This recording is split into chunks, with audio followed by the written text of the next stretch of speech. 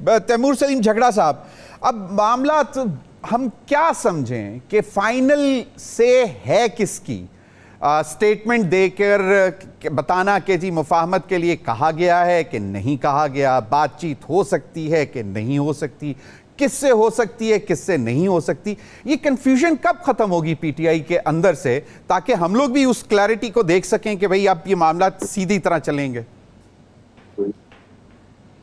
देखिए, फाइनल से तो इमरान खान साहब की है, और जिसको आप कंफ्यूजन बोल रहे हैं वो सिर्फ पीटीआई में नहीं, पूरे पाकिस्तान में ही तब एक्चुअली खत्म होगी जब पाकिस्तान का सबसे पॉपुलर लीडर, जिसको लेजिटिमेटली सबसे बड़ी ऑपरेसिव कैंपेन के बाद भी इतना वोट मिला, अगर आप एक्चुअल फॉर्म्स 45 गिन लें तो 31% नहीं, मिनिमम 50% और मोस्ट लाइकली 60% के करीब मिला, जो किसी को भी किसी फेयर वोट के तहत कभी पहले इतना ज्यादा नहीं मिला। उनको बाहर निकाल दे तो पॉलिटिकल अनसर्टेनिटी भी खत्म हो जाएगी। जिसको आप कंफ्यूजन कह रहे हैं वो कंफ्यूजन है क्यों? हमारे लीडर को 3 गलत मुकदमों में अंदर किया है, और जो बाय द वे कैसर शेख साहब ने बात की है, मैं तकरीबन सबकी रिस्पेक्ट करता हूं। 2-3 बार हमने साथ जो है वो प्रोग्राम्स किए, एंड इट्स वेरी क्लियर कि he is a reasonable man. लेकिन जो वो टीवी प्रोग्राम पे कह रहे हैं वो उनको अंदर अपनी पार्टी में कहना है। बातचीत भी इनके साथ हो जाएगी, लेकिन तब होगी जब सीरियसनेस ऑफ इंटेंट और कुछ ना कुछ ऑन द टेबल नजर आ जाए। जो बीच में कबाब में हड्डी बन चुकी है ना, वो ये है कि शहबाज शरीफ को भी पता है कि उनकी है 17 सीटें। 17 सीटों पे जब आप हुकूमत करेंगे तो फिर आप यही कर सकते हैं कि आटे की बोरियों पे भी नवाज शरीफ की तस्वीर लगा दें, मोबाइल हॉस्पिटल्स पे भी नवाज शरीफ की, मरियम नवाज की तस्वीर लगा दें।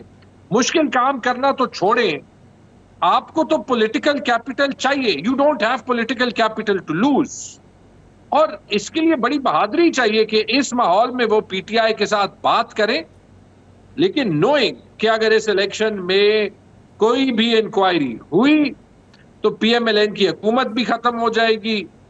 और कैसर शेख साहब बैठे हैं तो मैं ये मुनासिब अल्फाज में कह देता हूं, मेरे ख्याल में पीएमएलएन की सियासत भी खत्म हो जाएगी। तैमूर सलीम झगड़ा साहब, लेकिन आपने जो बात की कि अगर सीरियसनेस नजर आए इंटेंशन में तो फिर बातचीत भी हो सकती है, लेकिन जब आपकी तरफ से भी जब आपने कहा कि फाइनल से लाइज विद बानी पीटीआई, बिल्कुल समझ आती है इस बात की, लेकिन जो उनसे मिलकर आते हैं तो फिर वो बड़े डिफरेंट किस्म की स्टेटमेंट सामने आती है ना।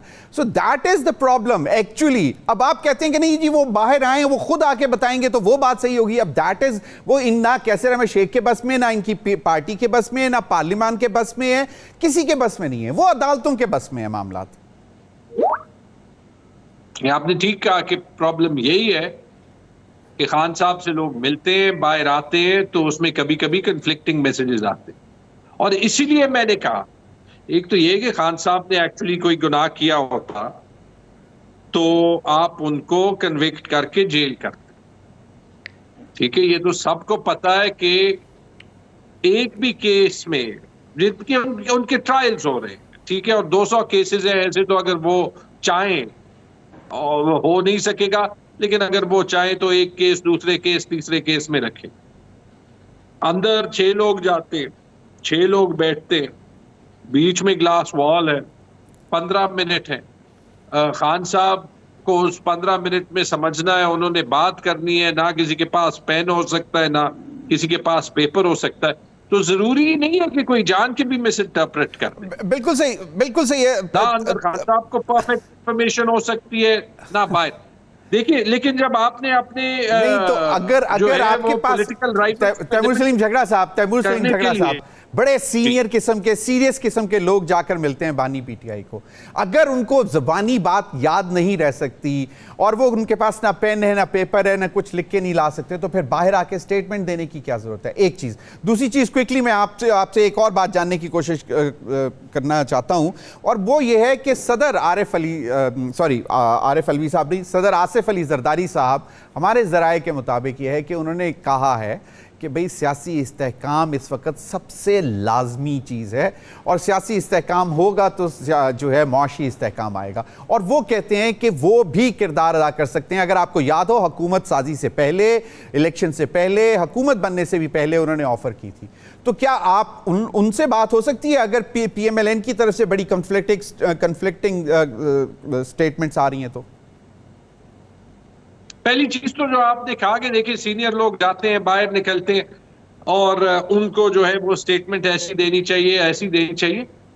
हम विक्टिम ब्लेमिंग क्यों कर? ज्यादा खान साहब के साथ, ज्यादा PTI के मैंडेट के साथ, ठीक है, ये 2 दिन पहले जो है वो पहली बार मैंने देखा और मुझे बड़ा अफसोस हुआ। द प्रॉब्लम इज कि PTI भी तो बहुत डायरेक्ट किस्म की बातें करती है ना, तो फिर they have to respond as well ना। वो तो एक है मामला। कैसर अहमद शेख साहब, सॉरी तैमूर झगड़ा, तैमूर काइंडली जरा आसिफ अली जरदारी साहब के इनिशिएटिव पे भी बात कर दें। देखिए, ये अब मैं अपनी पर्सनल राय जो है वो दूंगा। एक चीज पे बात सबके साथ हो सकती है, वो है restoration of the constitution, restoration of democracy, और जो 24 फरवरी को इलेक्शंस हुए उसमें अवाम के मैंडेट को एक्चुअली रिस्पेक्ट करना, अगर उसका रास्ता निकले।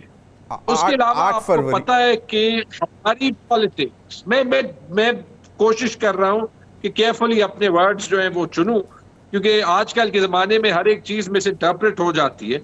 हमारे जो अभी पॉलिटिक्स में पोलराइजेशन हो गई है ना, उसमें कोई ना कोई रास्ता तो निकालना पड़ेगा। जो अली अमीन गंडापुर साहब ने बात की, इसका कुछ हमें बता सकते हैं कि कहां पे ये क्यों उन्होंने इस तरह की बात की है? कि कहीं पे कोई डिस्कस हुआ, कोई उन तक मैसेज पहुंचा? अभी तो पीपल्स पार्टी के गवर्नर लगे हैं वहां पे, फैसल करीम कुंडी साहब। तो क्या ये आपको क्यों लगेगा ऐसा कि पीपल्स पार्टी का गवर्नर हो और वो गवर्नर राज लगाने की कोशिश करें? मैं जी 3 चीजों पे बात करूंगा और इसको भी जो है वो डील करूंगा जो कैसर शेख साहब ने बातें उठाई जी। देखिए, अली खान की जो स्पीच थी, तो स्पेसिफिकली तो मेरे ख्याल में उनसे डायरेक्टली पूछा जाए तो बेहतर है, लेकिन मेरा एक ख्याल है, ठीक है, मेरे ख्याल में गवर्नर राज शायद अभी लगाने का कोई प्लान ना हो, लेकिन जो फ्रस्ट्रेशन है वो शायद इस चीज की हो कि अली खान ने तो फेडरल गवर्नमेंट की तरफ हाथ बढ़ाए हैं, रिकंसिलिएशन की तरफ इतने स्टेप्स लिए हैं कि अभी तक जो हमारे DCs हैं, CCPOs हैं, जो हम मानते हैं कि रिगिंग में जो है वो मुलव्वस थे, कि उनके अगेंस्ट भी अभी कोई एक्शन नहीं लिया गया। शहबाज शरीफ से मिले हैं, मोहसिन नकवी को वेलकम किया है, ठीक है। तो रिटर्न में, बदले में उनको क्या मिला? कहते हैं 1500 अरब रुपए के जो है वो ड्यूज हैं खैबर पख्तूनख्वा के। 1 रुपए मिला? आपको पता है कि 3 साल में इमरान खान से हमने 110 अरब रुपए NHP लिया था। पिछले 2 साल में जब से PDM की हुकूमत आई है 10 अरब रुपए नहीं आया।